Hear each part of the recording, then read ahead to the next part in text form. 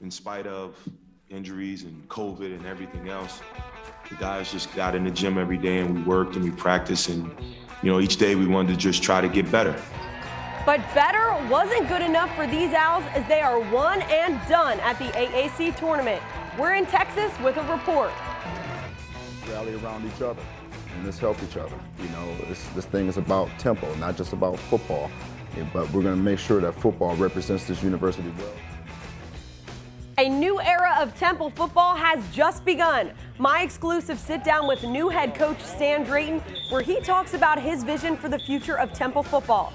Access granted for this week's episode of OwlAccess Pass, and it all starts right now.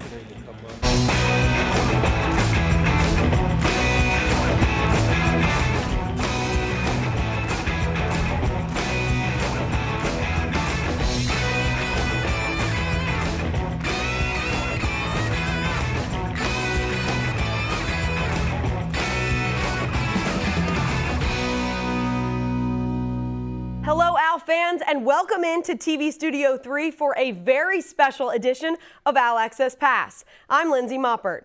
Let's start with a team whose conference tournament run was short but not so sweet down in the Lone Star State. After earning a bye through the first round of the tournament, the 4th seed Temple Owls faced the 5th seed Tulane Green Wave in the quarterfinal round on Friday afternoon. It was a tightly contested first 10 minutes with shots from Temple's Damian Dunn and Jake Forrester. This was all until Tulane used several runs to take and extend the lead to nearly a dozen heading into the half. In the second, Dunn injured his ankle and proceeded to limp off the court. He was done for most of the day, but freshman Hyseer Miller kept the Owls in line, scoring a game and career-high 21 points while dishing 4 assists. But his efforts were not enough as the Owls failed to win a conference tournament game for the 3rd straight time. Your final 69-60 Tulane. In spite of injuries and COVID and everything else, the guys just got in the gym every day and we worked and we practiced, and each day we wanted to just try to get better. We still had to play the games. No matter what was going on within our program, we still had to play the games, and it's about wins and losses. Hey, my brothers, I believe in them. Sometimes they don't go in, but the game plan, keep getting on the ball. They're going to make shots when they count. So if you can't career, of course, it's going to be a little frustrating, but that don't mean I'm upset with my guys. Like, when I make a mistake, they pick me up. So it's the same for them. If they don't have a great game or they don't perform well, I'm still going to be there for them, still pick them up. It's nothing different. A disappointing end to a surprisingly strong season for the men's team as it finishes the year at 17-12. That's a 12-win improvement over last season. Our Courts in Session host Sage Hurley was inside the Dickies Arena in Fort Worth, Texas, to tell us where we can find some positives in this season-ending loss. Thanks, Lindsey. It was not the outcome the Owls were looking to get here in Fort Worth, Texas, but there are still some signs of hope we learned from this game. Despite the Owls shooting less than 30% from the field, Hyseer Miller scored 21 points, accompanied by 12 points from fellow freshman Zach Hicks. We've had our ups and downs, and we're making progress. And just be patient with us. We're continuing to make progress, and we're going to grow these guys, and they'll be the face of the program, and we want to continue to grow them and surround them with the right pieces and get to where I think I can take this program.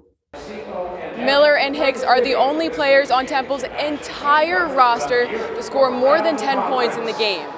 But as for the now, they really needed a supporting cast that was going to produce to make a difference in this AAC tournament. Reporting from Fort Worth, Texas, I'm Sage Hurley. Lindsey, back to you. So basketball season is over, but you know the saying. As one door closes, another opens. And in this case, it's the start of spring football. And more importantly, the beginning of the Stan Drayton era at 10th and Diamond. Coincidence or planned? Temple's new head coach celebrated his birthday on the football field at Edberg Olson Hall as he led the first of 15 allotted spring practices on Friday morning. Coach Drayton was finally able to make his long-awaited debut with the team, and now the spring season is officially off and running. Looking at the Owls' spring schedule, the team still has a long stretch of 11 practices remaining since starting late last week. And it all ends with the cherry and white game. Yes, it's back, and it will be held at Edberg Olsen Hall on Saturday, April 9th at 3 p.m. There are a lot of questions surrounding this team that finished last season with just 3 wins. But there is hope with the hire of Stan Drayton. And I was able to have the first one-on-one interview with Coach to talk about his plans for the future and, of course, his plans with spring football. For some, spring football is a time to build chemistry or to teach fundamentals and technique. But for Drayton, spring ball will give him the chance to see where the program lies today and prepare himself for the progress that's still to come. Here is the first part of my one-on-one. What are you most excited for as you head into the spring? Well, it gives me an opportunity to figure out who we really are. Our kids have been working their tails off, winter conditioning, agility training, endurance training, strength training. Now it's time to put the pads on, right? And that's football, so it gives me an opportunity to see exactly where we are, where our mindset is, get a little contact going, that's what football is, and really have an opportunity to continue the development of our football players on the field is something that I'm extremely excited for, so, we finally get our units together. We haven't been able to do a whole lot of that. Systematically, I get a chance to see our coaches coach, in an environment that's been different than just, winter conditioning, that type of deal. So, it's football. You get a chance to really see what it's all about, where we are, and where we need to move forward from there. So let's rally around each other and let's help each other. This thing is about tempo, not just about football. But we're going to make sure that football represents this university well so that everyone has a great opportunity and a great lifestyle. And like you said, contact is important, obviously. Absolutely. So I'm sure they're excited about that. You're excited about that. I hope they're excited about it. I'm certainly excited about it, but I hope our players are for sure. And rallying around each other as a university, community, and fan base was a common theme in our conversation as he talked a lot about the importance of getting people to buy into the program. This includes some of his own athletes. And as easy as that may sound, this is Drayton's first head coaching position in his 28 years of college and NFL experience. And when I asked him about it, he said it was all in the timing.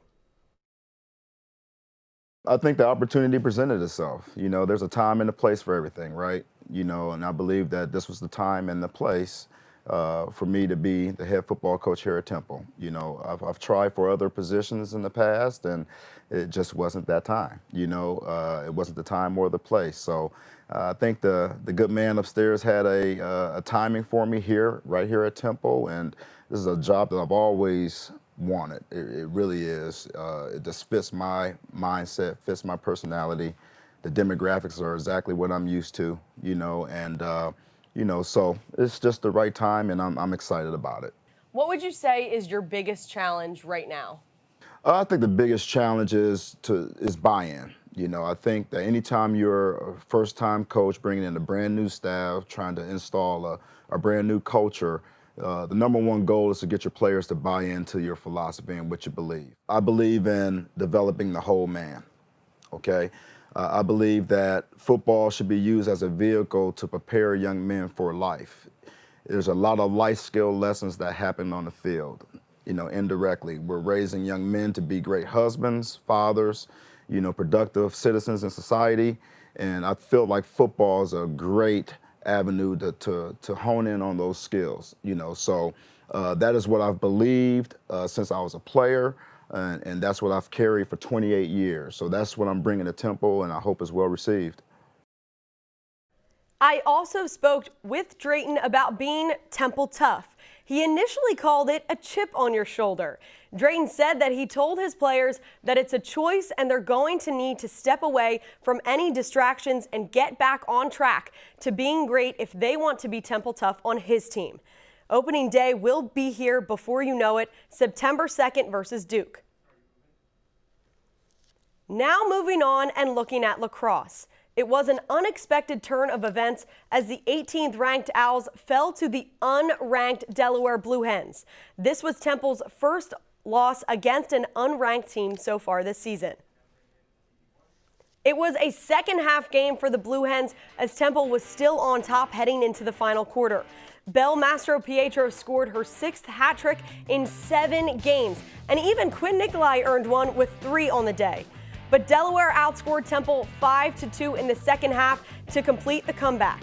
So despite dominating the first half, the Owls could not stop a rally by the Hens as they take this one 11-10. Temple will look to get back on top in its next matchup against UC Davis on Sunday at 2 p.m. The 9th-ranked fencing squad made its way to Princeton, New Jersey on Saturday to compete in the NCAA Mid-Atlantic South Regional. Out of the 12 athletes looking to qualify for the championship, 3 Owls finished in the top 8 of the entire tournament.